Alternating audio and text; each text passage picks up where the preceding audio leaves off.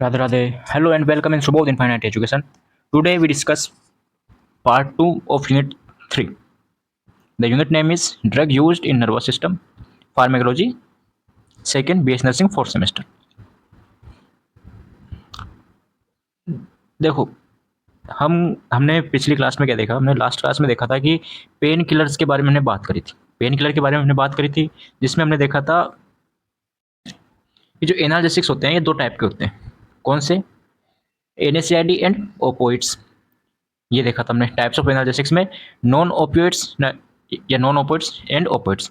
तो ये हमने पहले पढ़ ली, हमने लास्ट क्लास में हमने देख लिया कि इसमें क्या होता है। इसमें आता है एनएसएआईडी आता है, non steroid anti inflammatory drugs आती है, माइल्ड टू मॉडरेट पेन के लिए काम में ली जाती है। जबकि ओपियोइड्स की हमने बात करी थी कि ये सीवियर पेन में काम में ली जाती है, मॉडरेट टू सीवियर पेन में काम में ली जाती है और सर्जरी और कैंसर पेन में काम में ली जाती है। ठीक है, तो ये बात हमने कर ली थी। आज हम बात करते हैं इसके बारे में। ठीक है, तो आपके पास टॉपिक आता है ओपियोइड्स या opioids. Opioids analgesics are pain relieving medications that act on central nervous system.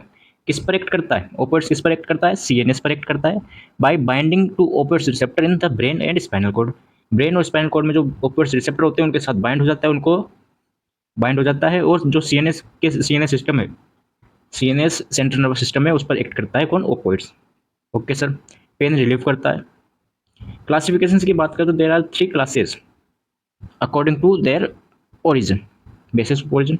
सबसे पहले आता है या फॉर्मेशन, सबसे पहले आता है नेचुरल क्लास की अगर हम बात करें, ज़्यादा लंबा लेक्चर होगा नहीं है क्योंकि कुछ ही पार्ट्स बाकी थे आपके जो कि हम इस लेक्चर में करेंगे। कुछ ही रिमेनिंग पार्ट्स बाकी थे, बाकी हमने उसमें कर लिया मेन टॉपिक्स। नेचुरल की बात करते हैं। नेचुरल एग्जाम्पल हो गया नेचुरल ओपोइड्स में मॉर्फिन एंड कोडीन। ठीक है, ये इसके ड्रग्स के नाम हो गए। होता क्या है ये नेचुरल? आपने नाम सुना होगा ओपियम पॉपी। ठीक है, पेपेवर सोमनिफेरम वगैरह नाम सुना होगा आपने। उससे ये बनाया जाता है, ओपियम पॉपी से बनाया जाता है, ओपियम की पॉपी के। और कौन कौन सी ड्रग्स हो गई? मॉर्फिन एंड कोडीन हो गई। इसलिए क्या है, 100% नेचुरल है। फिर आता है सेमी सिंथेटिक्स। सेमी सिंथेटिक्स में एग्जाम्पल हो गया हीरोइन, सुना है ना, हीरोइन, गांजा हीरोइन वगैरह, वो हीरोइन। ठीक है, ऑक्सीकोडोन एंड हाइड्रोकोडोन, ये इसमें 3 ड्रग्स आती है जो हमने एग्जाम्पल में लिए। और भी बहुत सारी ड्रग्स है जो सेमी सिंथेटिक है। अब नाम से पता चल रहा है सेमी यानी मतलब कि सेमी सिंथेटिक आधा आधा पार्ट क्या है, मतलब फुल सिंथेटिक नहीं है, सेमी सिंथेटिक है, अर्ध सिंथेसिस। तो chemically modified natural opioids, natural भी है और केमिकली भी है, इसलिए इसका नाम दिया है सेमी सिंथेटिक। नेचुरल ओपोइड से उसको केमिकली हमने मॉडिफाई कर लिया। ठीक है, मतलब कि हमने नेचुरल से कोई प्लांट से हमने इसको लिया, उसमें कुछ ऐड कर दिया, तो ये हो गया सेमी सॉलिड, सेमी सिंथेटिक। फिर आता है सिंथेटिक। सिंथेटिक में आता है फेंटेनिल, मेथाडोन, टर्माडोल। ठीक, सिंथेटिक है, फुल सिंथेटिक है, लैब मेड है ये। ठीक है, लेबोरेटरी में बनाया जाता है ये। टर्माडोल नाम सुन रखा है आपने। सबसे सीवियर जो है डेंजर, मतलब कि जिसका एक्शन ज़्यादा होता है वो होता है फेंटेनाइल। बात करते हैं मैकेनिज्म ऑफ एक्शन के बारे में, कैसे काम करता है ये। तो हमने भी देखा था कि बाइंड टू ओपियोइड्स रिसेप्टर। अभी देखा हमने कि कहाँ पे ये बाइंड होता है, ओपियोइड्स रिसेप्टर पे। तो होता क्या है, जो भी ड्रग्स होती है वो ओपियोइड्स रिसेप्टर होते हैं। कौन कौन से होते हैं?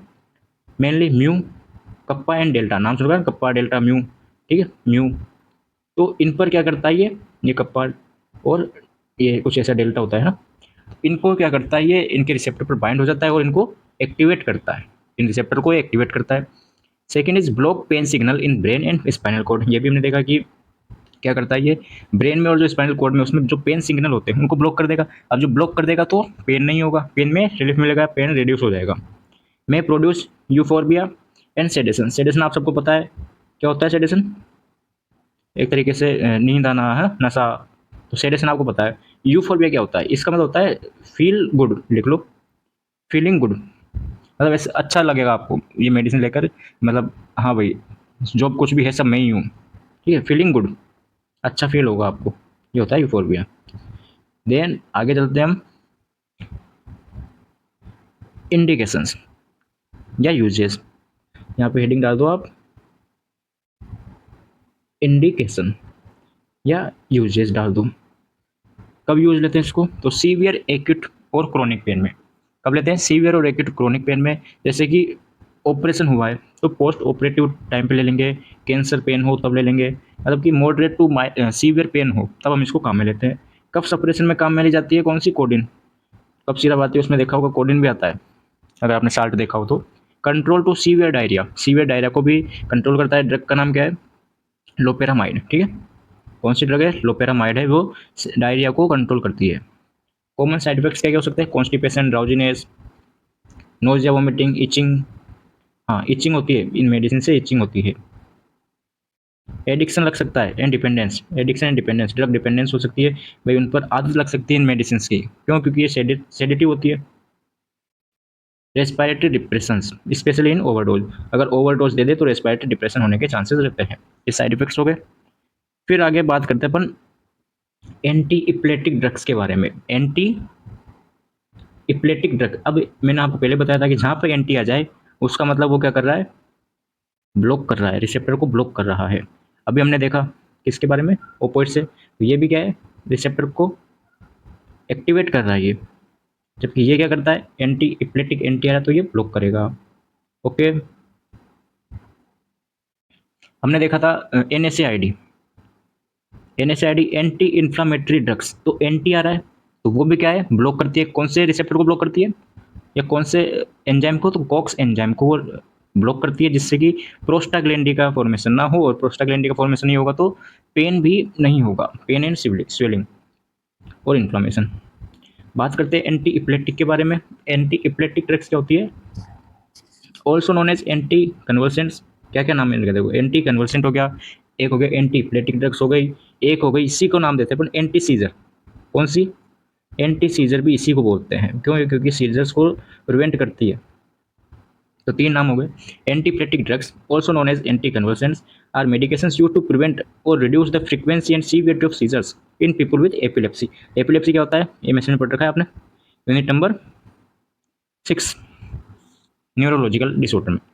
ठीक है, तो उसमें क्या है कि उस टाइम पर जो सीजर्स आते हैं उनकी सीवियरिटी को और फ्रीक्वेंसी को ये कंट्रोल करता है, रिड्यूस करता है। सीजर को रोकता है तो एंटी सीजर हो गया। ओके, कैसे एक्ट करता है मैकेनिज्म देखते हैं। तो इट इनहिबिटिंग सोडियम और कैल्शियम चैनल, सोडियम और जो कैल्शियम चैनल है उनको रोक इनहिबिट कर देता है, ये ब्लॉक कर देता है, इनहिबिट कर देता है। अब सोडियम और कैल्शियम चैनल भाई मेनली ये चैनल होते हैं, इनहिबिट कर देगा। दूसरा क्या करेगा? इनहेसिंग गाबा। अब गाबा क्या होता है? गाबा फुल फॉर्म क्या होती है गाबा की? चलो, गाबा की फुल फॉर्म लिखो। जी का मतलब गामा, ए का मतलब एमिनो, बी का मतलब ब्यूटारिक, ए का मतलब S, gamma amino butyric acid. Okay, inhibiting inhibitory neurotransmitter.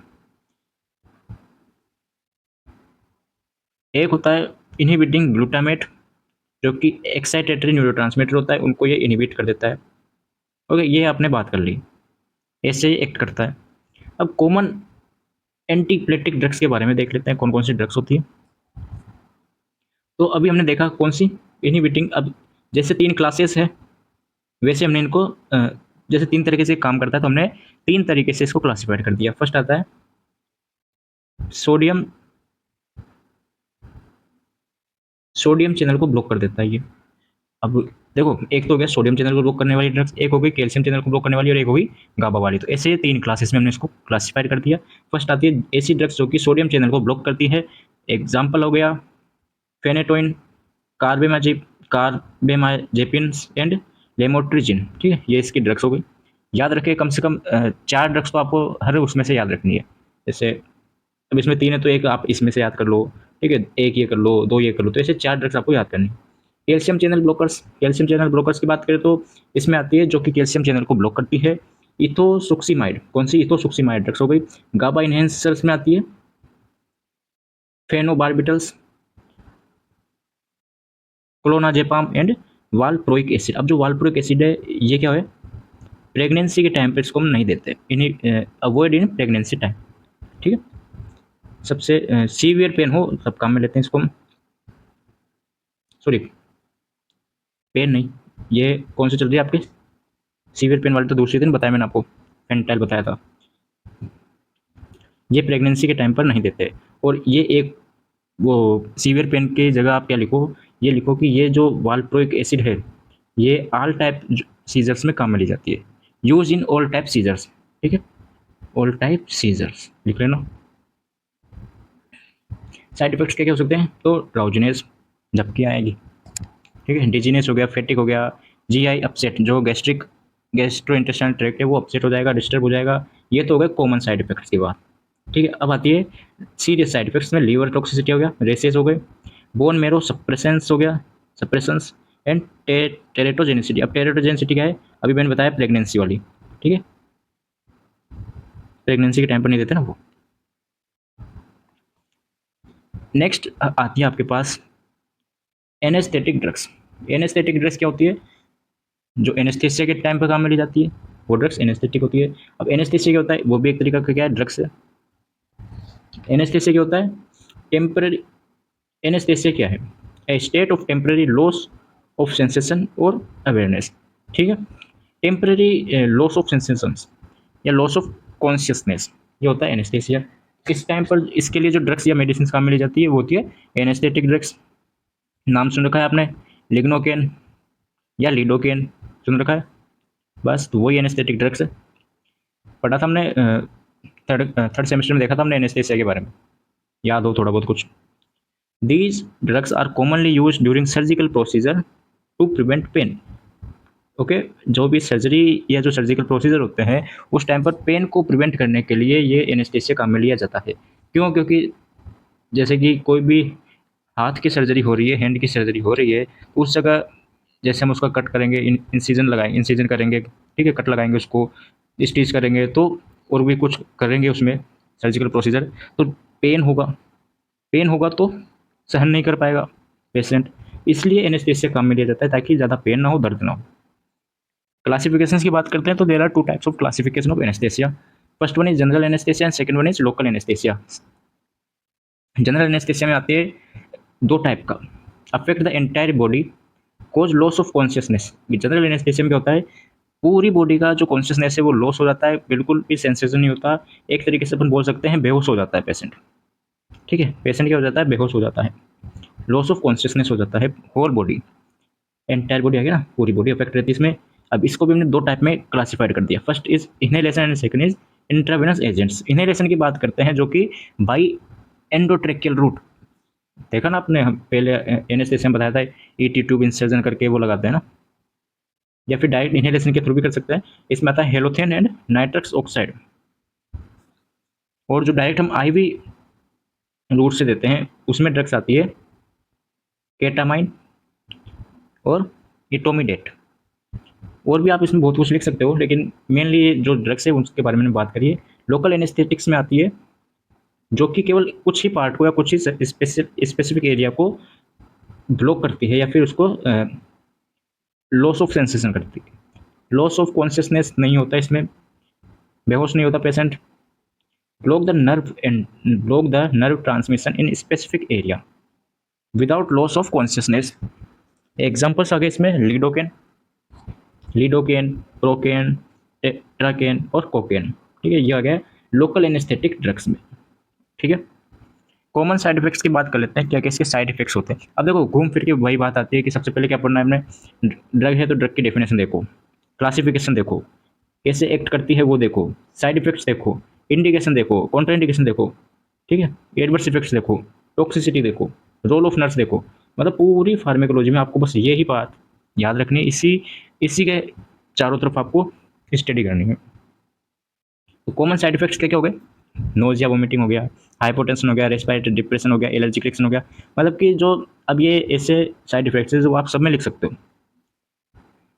अब हाइपोटेंशन तो नहीं लिख सकते हो आप सब में, ठीक है, मतलब कुछ कुछ ऐसे साइड इफेक्ट्स होते हैं जो सब में आप ऐड कर सकते हो, जैसे नोजिया, वोमिटिंग हो गया, ठीक है, हेडेक लिख सकते हो आप, डिजीनेस लिख सकते हो, फैटिग लिख सकते हो, ये कॉमन साइड इफेक्ट्स है। फिर आता है प्री एनेस्थेटिक ड्रग्स। कौन सा, pre anaesthetic drugs, last drugs है ये इस चैप्टर की। Pre anaesthetic drugs are given before administration anaesthesia. Anaesthesia लगाने से पहले या एनेस्थेसिया देने से पहले किस कोई भी पेशेंट को उससे पहले जो भी ड्रग्स दी जाती है उसे बोलते हैं प्री एनेस्थेटिक ड्रग्स। ठीक है, क्यों लगाते हैं ये, क्यों करते हैं? टू रिड्यूस एंजाइटी, एंजाइटी को कम करने के लिए। अब एंजाइटी को कम करने के लिए कौन सी ड्रग्स देंगे हम? सेडेटिव्स एंड कौन सी, ये वाली, reduce anxiety and induce, sorry ये देखेंगे भी आगे, रुको पहले देख लेते हैं इसमें। To pain, provide pain relief, decrease secretions. अब पेन के लिए क्या देंगे हम? एनाल्जेसिक्स दे देंगे। डिक्रीज सिक्रेशन है, इसके लिए हम क्या देंगे भाई? सिक्रेशन को कम करने के लिए हम क्या देंगे? क्या देंगे?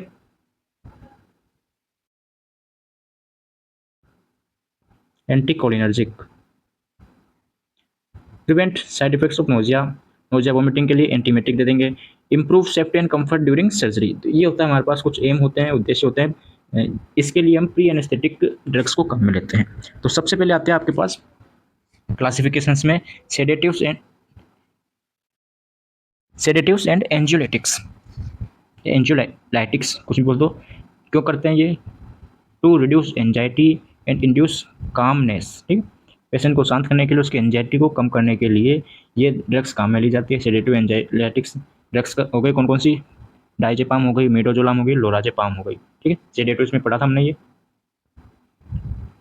एनाल्जेसिक्स, एनाल्जेसिक्स में आती है मॉर्फिन, फेंटेनाइल एंड टर्माडोल। क्यों देते हैं? Control pain before surgery, surgery से पहले पेन को कंट्रोल करने के लिए। कोलिनर्जिक्स, एंटीकोलिनर्जिक ड्रग में आती है एट्रोपिन। ये क्यों लगाते हैं अपन?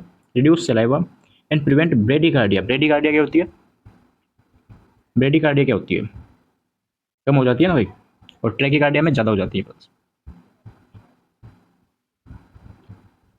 अब ये पढ़ने की जरूरत है नहीं, क्योंकि ये हमने पढ़ लिया एंटीकोलिनर्जिक क्या होती है, एनाल्जेसिक्स क्या होती है, सेडेटिव एंजाइलेटिक्स क्या होती है, ये हमने लास्ट क्लास में देखा था।